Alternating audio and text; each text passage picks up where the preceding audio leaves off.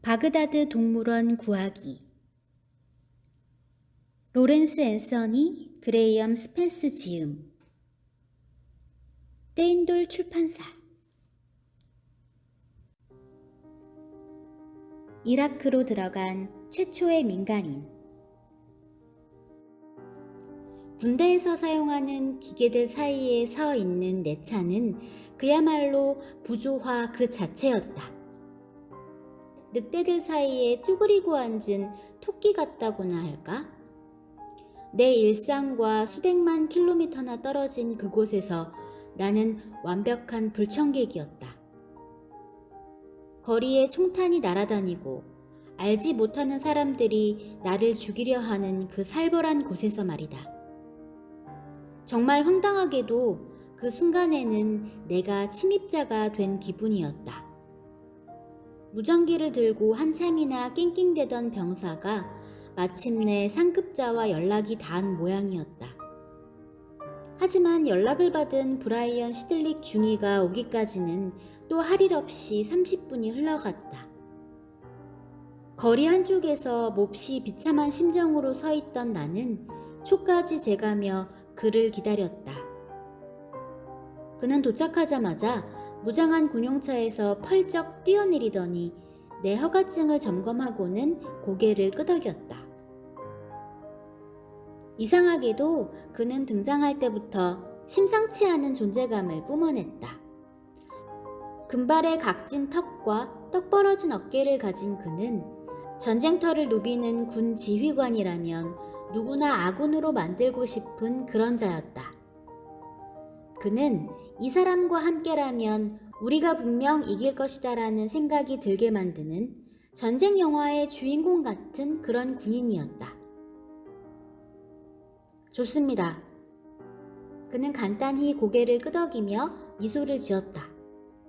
나는 단단한 돌덩이 같던 그의 인상이 눈 깜짝할 사이에 온화하고 부드럽게 바뀌는 것을 놀란 눈으로 쳐다보고 있었다.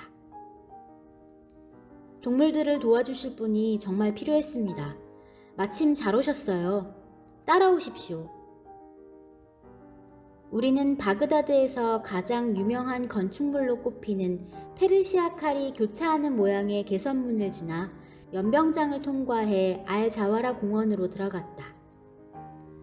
뉴욕 센트럴파크 규모의 알-자와라 공원에는 며칠 전 있었던 극렬한 전투의 흔적이 여기저기에 남아있었다.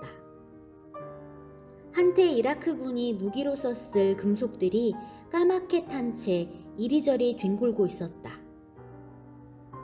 길과 포장도로는 브래들리 전차와 에이브럼스 탱크 밑에 깔려 가루가 돼 있었고 하수구와 벽에는 총탄 자국이 수천 개씩 뚫려 있었다. 나무와 건물은 마치 사슬톱으로 난도질 당한 것 같았다.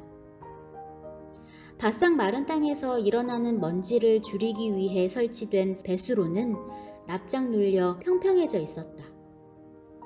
하지만 나는 곧 바그다드 동물원에 가장 큰 피해를 입힌 것은 전투가 아니라 약탈이라는 것을 알아챘다. 약탈자들은 먹을 수 있는 것은 모두 죽이거나 가져갔고 그 밖에도 뭐든 눈에 띄는 것은 죄다 훔쳐갔다. 가로등을 쓰러뜨려 전등까지 떼어가는 바람에 그 안에 구리줄이 몽땅 밖으로 튀어나와 있었다. 우리는 먼지로 뒤덮인 갈색 벽 앞에 멈춰섰다. 그 벽의 일부는 폭탄으로 무너져 있었고 총구멍이 수없이 나 있었다. 벽 뒤로 언제부터 타고 있었는지 모를 불씨에서 가느다란 연기가 피어올랐다. 시들릭 중위는 멋지게 한 팔을 뻗으며 말했다. 여기가 바로 바그다드 동물원입니다.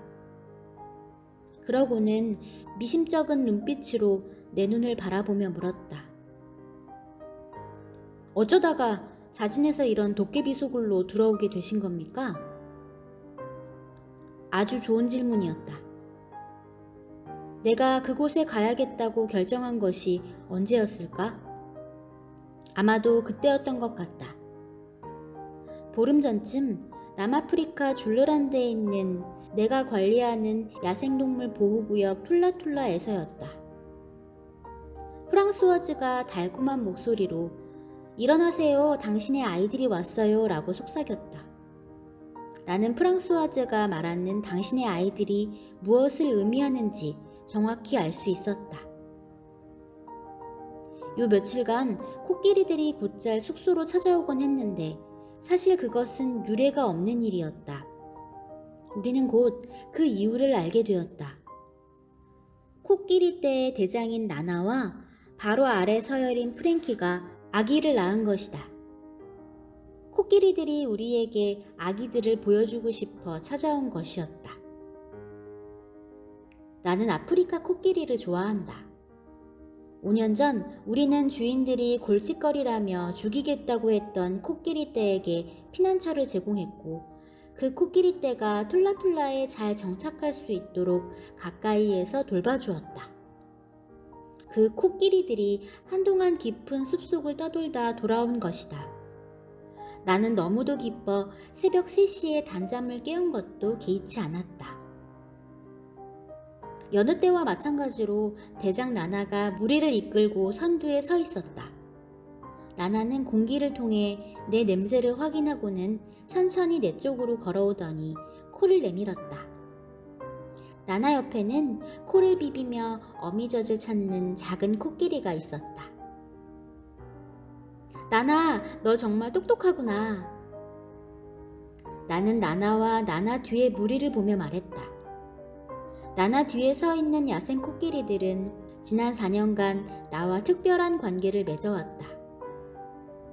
그 녀석들도 나를 잘 아는 것이 분명했지만 그래도 조심해야 했다.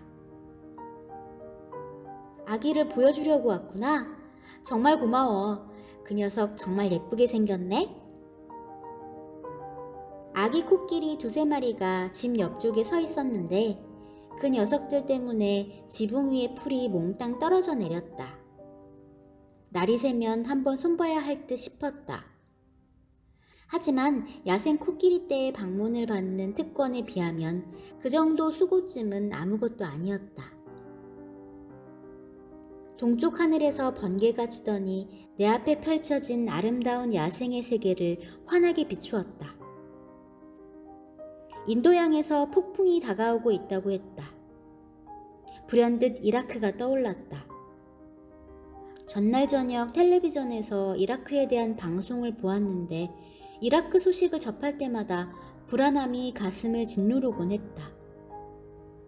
나는 이라크에 대해 아는 것이 없었고 전쟁의 정치학에 대해서는 더더욱 문외한이었다. 하지만 전쟁 중에는 동물들이 끔찍한 고통을 당할 뿐 아니라 그에 대해 아무도 관심이 없다는 것쯤은 알고 있었다. 전쟁이 일어나면 동물들은 도망치지도 못하고 스스로를 보호할 수도 없다. 무관심 속에서 도매금으로 도살되거나 우리에 갇힌 채 절망에 빠져 굶주림과 갈증 속에서 서서히 고통스럽게 죽어가는 것이다. 심지어 피에 굶주린 병사들이 쏜 차가운 총알에 맞아 죽는 경우도 있다. 이라크가 쿠웨이트를 침공했을 때도 그랬고 코소보와 아프가니스탄에서도 마찬가지였다.